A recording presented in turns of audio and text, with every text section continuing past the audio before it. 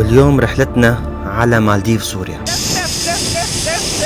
بس لحظة شوي، هو في مالديف بسوريا؟ مالديف كان بعرف بجزيرة من مكان لمكان، من يعني كل مكان أجمل من الثاني. لا، المالديف بسوريا، في مالديف شبيه بسوريا. طيب ليش ما حدا بيحكي عنه؟ ليش ما حدا بيحكي عنه؟ لأنه كان مسكر على مدى 40 سنة. هروب بشار الأسد كان مغلق على أيام النظام البائد. حاليا افتتحوه وأنا رايح اكتشف هذا المكان وأعطيكم تجربتي لإله. رحلة كاملة إلى الساحل السوري.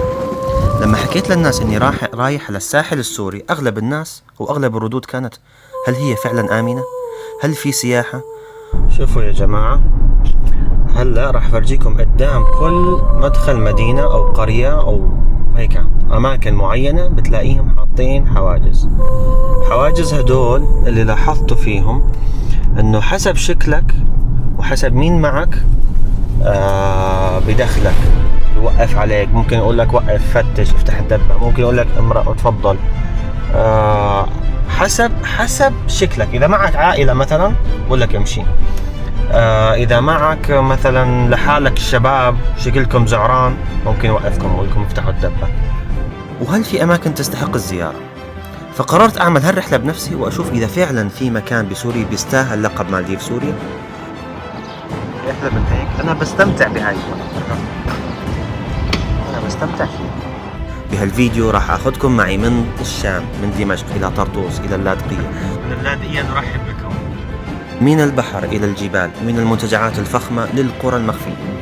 وراح أحكي بكل شفافية عن الأسعار والسكن والأكل والبنزين، والأهم، هل فعلا الساحل السوري آمن للسياحة؟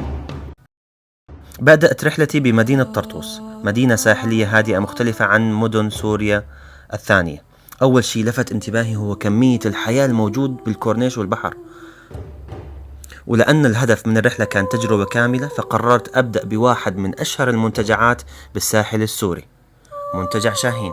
أول محطة كانت منتجع الشاهين، وبصراحة ما كنت متوقع أنه الخدمات موجودة هون ممكن ألاقيها بسوريا.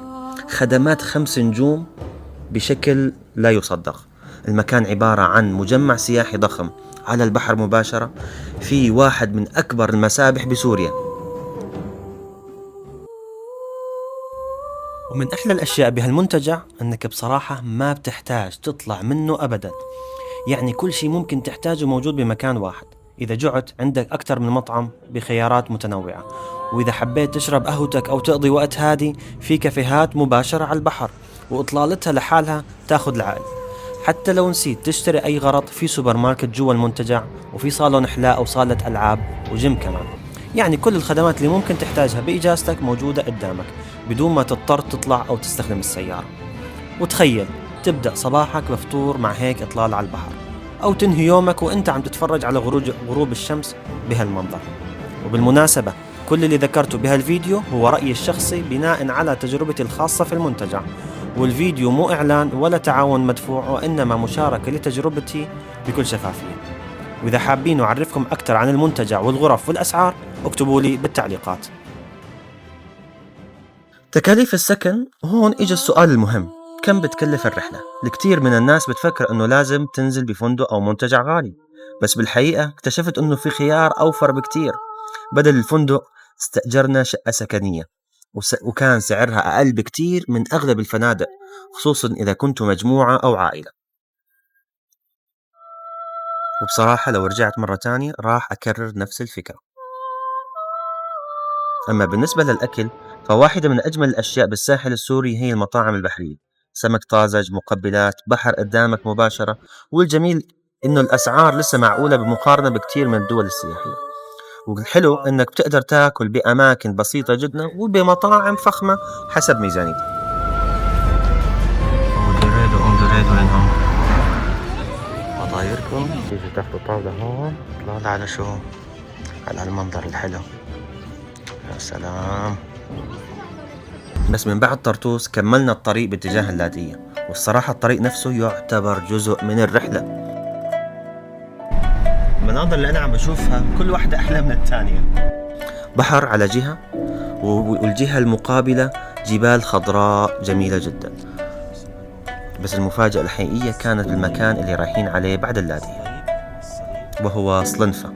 وصلنا إلى صلنفة، وإذا ما زرتها من قبل استعد تنصدم. لقطات الضباب والأشجار، تخيل إنك قبل ساعة كنت على البحر وهلأ أنت فوق الجبال. الجو أبرد بشكل واضح، والأشجار بكل مكان، الهواء منعش بطريقة بتخليك تنسى الحر بالكامل.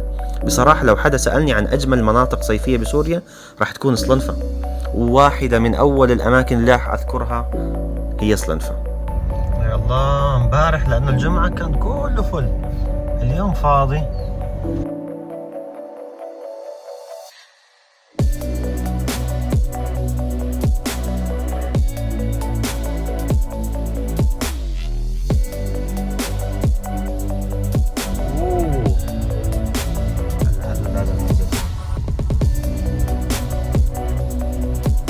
وبعد هيك طلعت على قلعة صلاح الدين، ومن صلنفة انطلقت لواحدة من أعظم القلاع بالشرق الأوسط، قلعة صلاح الدين.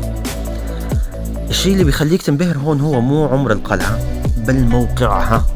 موقعها مبني فوق جبال شاهقة، ومن كل الجهات تقريبا محمية طبيعيا، يعني ما فيك توصل لها بالطبيعة، يعني ما فيك تهجم عليها. ولهيك كانت تعتبر من أصعب القلاع التي ممكن أن يتم اقتحامها. وإذا أنت ماشي بين الممرات بتحس حالك رجعت 1000 سنة لورا. بعدها وصلت المكان اللي كان كتير ناس تسميه مالديف سوريا. هون لقطات برج إسلام وصليب التركمان، المياه الصافية، اللون الفيروزي، الخضرة النازلة للبحر مباشرة، كلها أشياء بتخلي الناس تقارن المنطقة بجزر استوائية. زرنا منطقة برج إسلام وصليب التركمان، والصراحة المناظر أجمل بكتير مما كنت متوقع من الصور.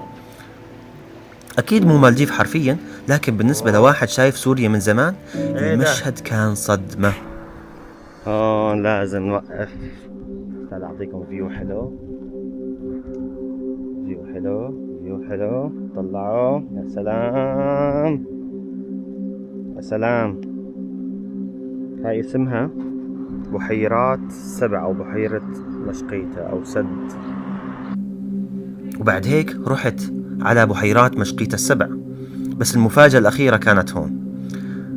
لقطات من البحيرة وبعدين بحيرات مشقيتة 7. المكان هادئ جدا، وجبال ومياه وأشجار، وكأنك بمشهد من أوروبا الشرقية، من الأماكن اللي ما بتشوفها كتير على السوشيال ميديا رغم إنها تستحق. وموضوع الأمان، وأكيد السؤال اللي راح يجي بأذهان كتير من الناس، هل الساحل السوري آمن؟ واو يا جماعة، عن جد المكان واو. أنا لما أقول لكم مكان حلو، يعني مكان عجبني أنا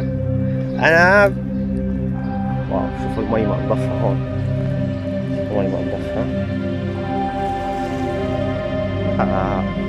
شمس، وهداك المكان كمان حلو. شو بسوي؟ وصلنا إلى مدينة الحفة أو قرية الحفة.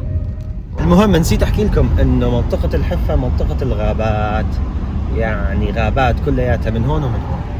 الصراحة وعن تجربتي الشخصية، خلال رحلة كاملة لمدة 4 إلى 5 أيام تنقلت بين طرطوس واللاذقية والجبال والقرى والمناطق السياحية، الصراحة ما واجهت أي مشكلة أو موقف سلبي. الأمن كان بكل مكان، وطبعا كل شخص لازم يتابع المستجدات بنفسه قبل السفر، لكن كتجربة شخصية كانت الرحلة مريحة جدا.